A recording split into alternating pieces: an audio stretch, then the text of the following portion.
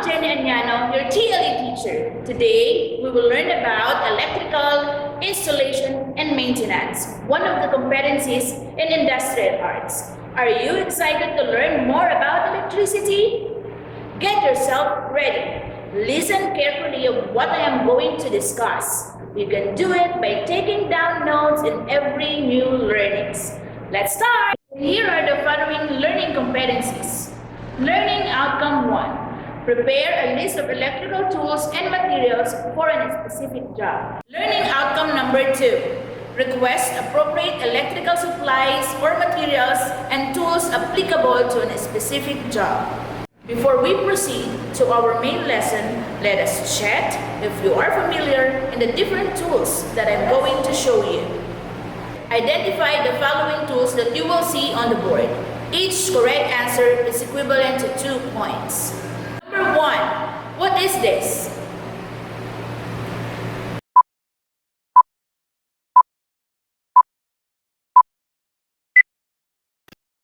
If your answer is long nose pliers, you are correct. Number 2. What are these?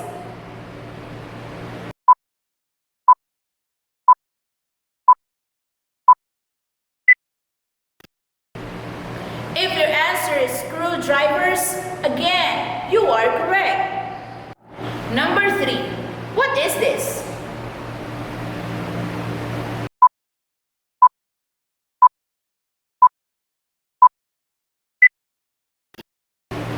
If your answer is flathead screwdriver, you are correct. Number 4. Do you know what is this?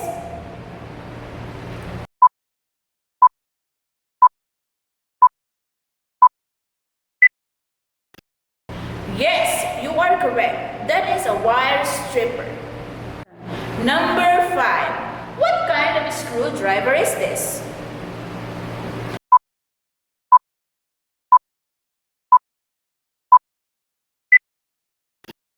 Correct. That is a stubby screwdriver.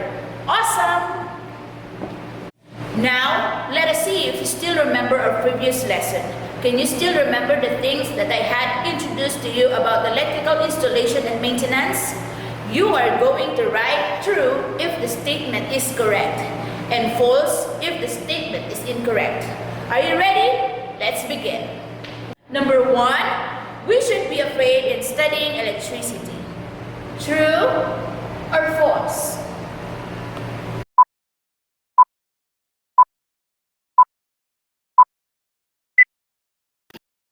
Yes, that is false. We should not be afraid in studying electricity.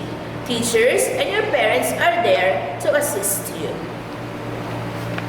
Number 2, we should always use proper PPEs or personal protective equipment while working with electricity.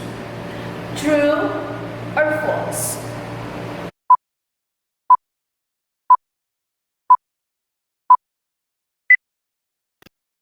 If your answer is true, that is right. Number 3, the presence of electricity is important in humans' life. True or false?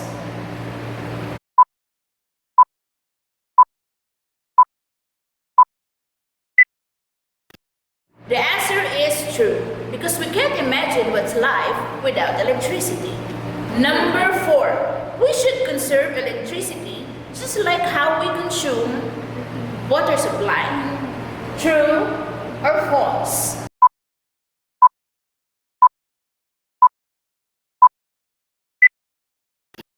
Yes, the answer is true. Just like water, electricity is also important. Number 5, our lives will be the same without electricity. True or false?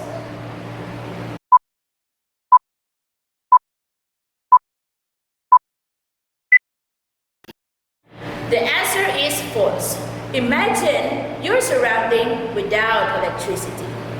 Electricity is very important as we have studied it in our previous lesson, and so we should have extra knowledge about it.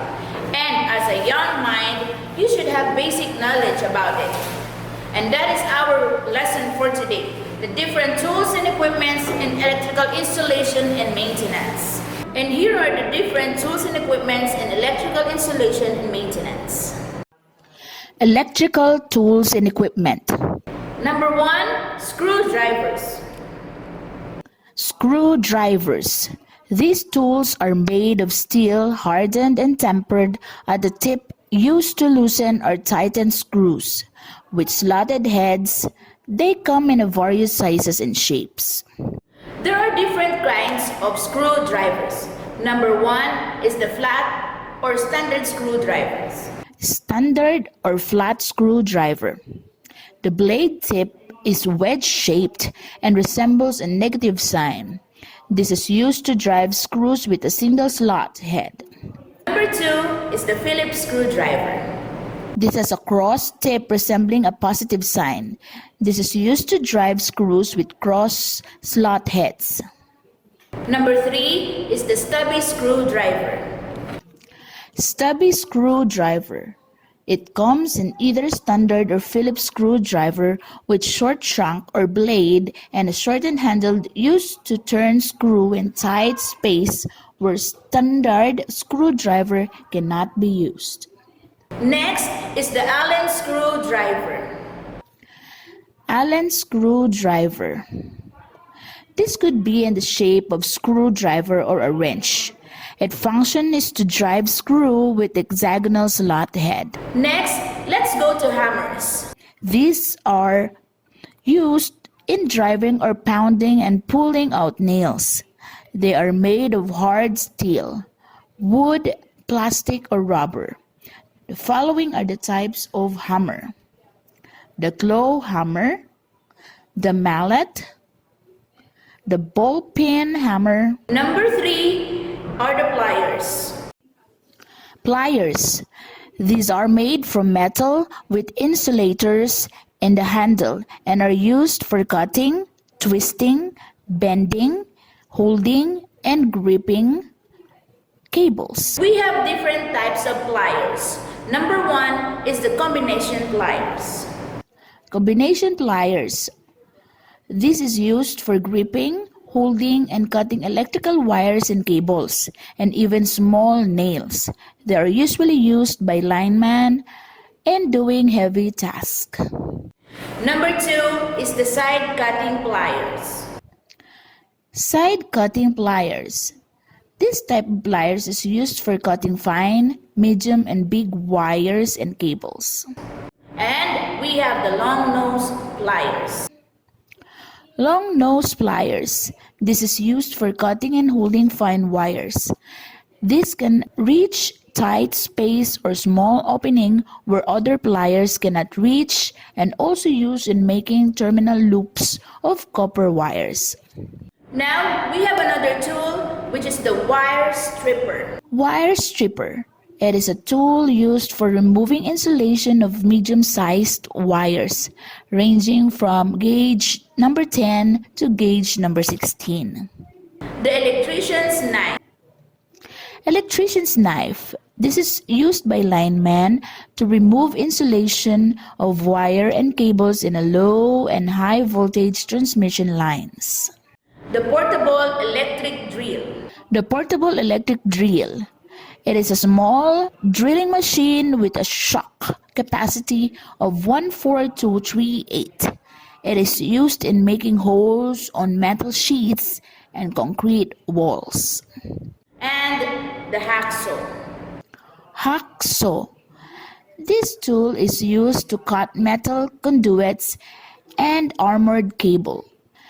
Electrical materials are developed and constructed for special purpose, such as to control the flow of current in an electrical circuit, carry electrical current from the source to the load or current-consuming apparatus, hold and secure wires to its fixture inside and outside houses and buildings, and to protect the houses, buildings, appliances, and instruments from any destruction and damage. Following are the most common electrical materials and supplies. Number 1 is the convenience outlet. Convenience outlet. It is a device that acts as a convenient source of electrical energy for current-consuming appliances. Number 2 is the male plug. Male plug. It is a device inserted to the convenience outlet to conduct electric current. Next is the lamp holder. Lamp holders. It is a device which hold and protect the lamp and are also called as lamped.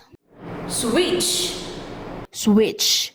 It is a device that connect and disconnect the flow of electric current in a circuit. We have also the fuse. Fuse.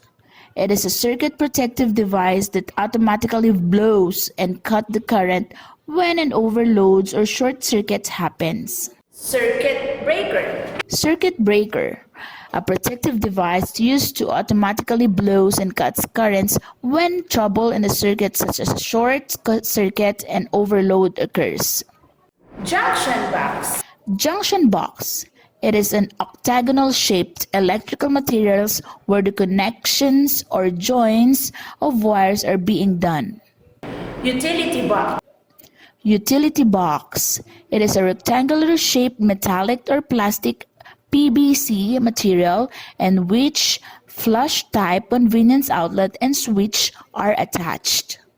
And the flat cord. Flat cord.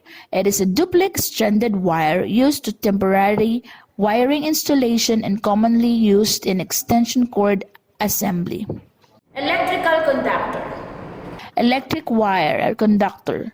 It is an electrical materials that could be A. Stranded wire, which is made of multiple strands joined together to make a single wire.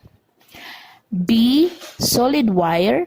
It is made of a single strand or copper or aluminum wire. These are used in wiring installation inside and outside the buildings. We have also the different conduits. Conduits or pipes.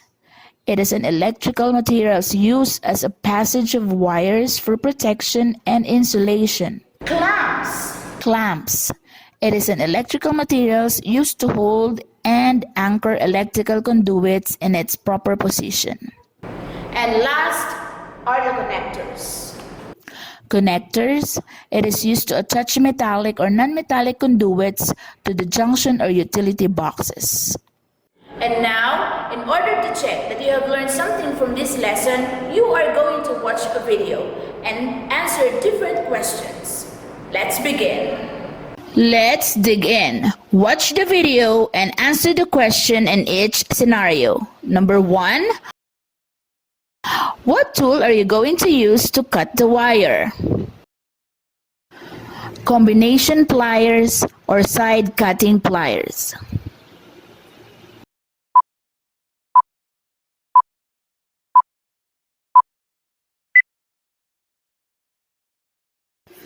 Yes, very good. That's a side cutting pliers. Great job.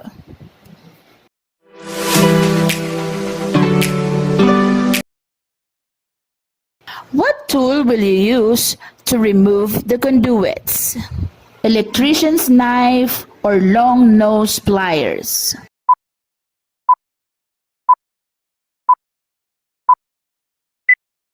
Yes, very good. That's a long nose pliers.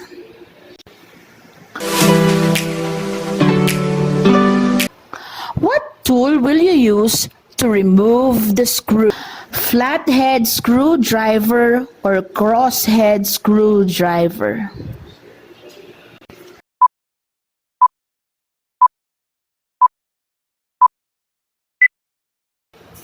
Yes, it's a Phillips screwdriver.